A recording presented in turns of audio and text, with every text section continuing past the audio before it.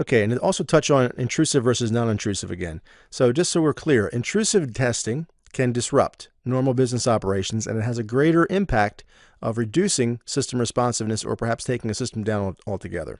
All right, non-intrusive simply identifies vulnerabilities, and it's going to report those findings for later. Maybe we're going to just review them, talk about them collectively, and then develop a plan of action later. Or it may actually automatically or in an automated fashion do some type of remediation to correct those deficiencies. Okay, now as I mentioned, credentialed versus non-credentialed. So scans and tests can be run with network or system credentials, or they can be run without. If we do credentialed access, we're going to have easier access, right? Because we already have accounts that can be logged in. It will have less impact on the tested systems, and it will also give us more granular and more accurate results because we're actually now querying with some type of either escalated privilege or administrative access that gives us top to bottom information on that specific application or that server or what have you. Non-credentialed access is going to require more resources, and that's simply because we're not going to be able to just go in and query the system. We're going to actually have to try to either backdoor it or brute force or try multiple things to get access. Then we're going to be hitting that system over and over and over again as we're trying different iterations of passwords and so forth. So that's going to take up resources on that target system.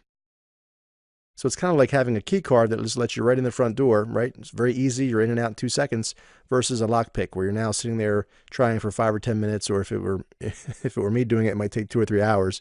It just depends on, the skill of that hacker. They might be able to have an exploit or have some tools and some tricks up their sleeve that can get them in right away. Or it may take a while. And each time they start doing this iterative process and banging against that system, as I mentioned, that's going to eat up resources on that target system. Okay, something else to keep in mind is the fact that attackers typically, they don't start out with credentialed access, right? So they're going to start out with non-credentialed access. They normally don't know much about the network they're attacking. So they're going to try, various brute force attacks, brute force techniques. They may try cross-site scripting or SQL or LDAP or XML injection attacks, right? To try to get the server to crash, maybe produce a memory dump or a server dump so they can turn around and pull maybe a list of user accounts and passwords off that system. So the attackers are going to try to gain privileged account access by some means or method, right? So once they gain administrator or root access, they're going to get much more detail about the network and the associated systems, right? Once they get that administrator or root access, they've broken through, it's game on at that point. They have full access. They can go through and now go from one system to the other and potentially do a lot of damage.